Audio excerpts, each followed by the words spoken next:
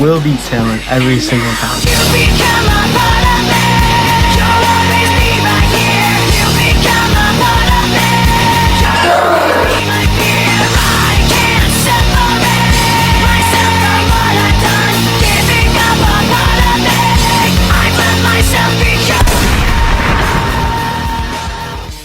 Alright, so we're doing the Q&A, first part of the video, and then we'll do the benching and the pressing, second part of the video. So this is part 1.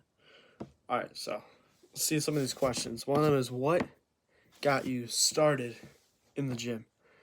So I gotta say, this has to be, so in my basement, I had these dumbbells, so I was just doing dumbbells, and I found it really fun. The main thing, though, was getting a bench. So I had my bench in my basement. I just did that like every day. It was so much fun for me. And then once I got into an actual gym, which it took a couple of years, so I just got to learn the motions of the gym in my basement. And then once I went to an actual gym, I just flew off, and it was great. So it took me like 2 to 3 years of lifting without even an actual gym. So I know it's like to not have equipment, which I think actually helped me in the long run for being able to train with limited equipment. So I don't need a good gym to train as long as I have the bare minimum. All right, next question. All right, so next question is, how do you use leg drive on bench, and what is the best rep range? So I use leg drive basically like, imagine I'm I don't know, on the bench right now. All right, so I arch my back, and then my legs are like this.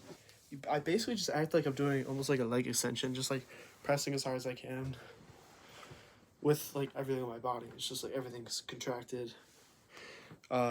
Also make sure to like retract your scapula. That really helps a lot too. You'll just, as long as you bench a lot, you'll get used to the motion. So just don't worry about it. Just keep, like what I say this to a lot of people, just keep doing what you're doing. As long as you do it for long enough, you'll figure it out on your own. And I found that finding it on your own is a lot more fun than actually doing it. Because this is pretty hard to do, like heavier weights. It's very fatiguing, and it's also like really scary sometimes too. So enjoy the journey as well. It's a really good part of it, you know. All right, next question. All right, so this one's by Lame Jaden. All these are on TikTok, by the way. If you somehow just came here from YouTube, I'd be surprised, but because I'm niche. I'm so niche. He said, how'd you overcome failing 440 like 30 times? Basically, I just kept going at it. So I did like 2 PR attempts every 4 days. It probably wasn't a good idea, but I just kept doing it and doing it. That's what I'm saying. Like, if you give up in that point is where you like, that's the failures that you have there that makes you a better person, a lot better. So without those failures, I wouldn't be able to like continue. And if I just gave up there, like, who am I? Like, I'm just an average person. So you just have to understand that failures they're a good thing, okay? And how I overcame it was just eating, because I had something wrong with me. Like, I hit 440 in January, and I started trying in like November. So it was like I just couldn't eat. I was stressing about other stuff, personal stuff, but like once I started eating, I went from 180 to 185 in like a day or two, and it went up. So that just shows how important your diet is. So just make sure you eat a lot and just keep persistent, because consistency matters. And it's also, mental blocks are real. So just keep to it, and you'll get stronger and stronger, and eventually you'll get stronger than you could ever imagine. Alright, next question.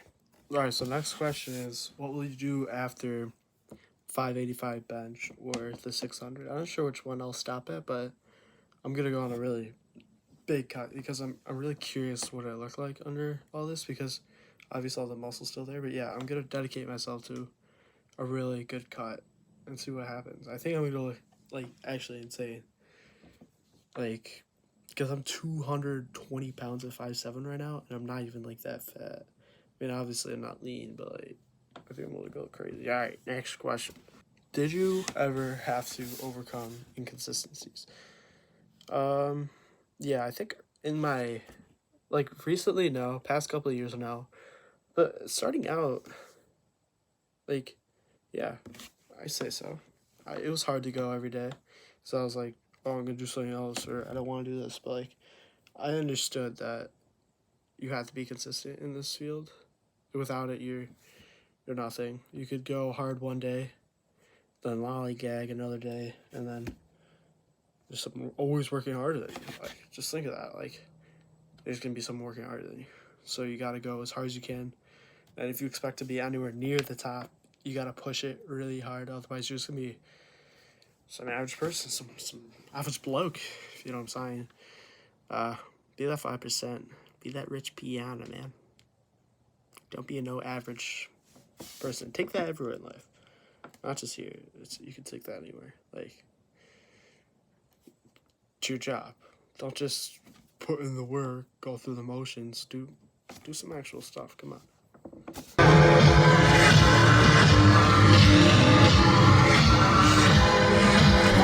This is because I don't have powers, isn't it? Well, not every superhero has powers, you know. You can be super without them. I invented these. I can fly. Can you fly? And what did you say to me? Fly home, buddy. I work alone.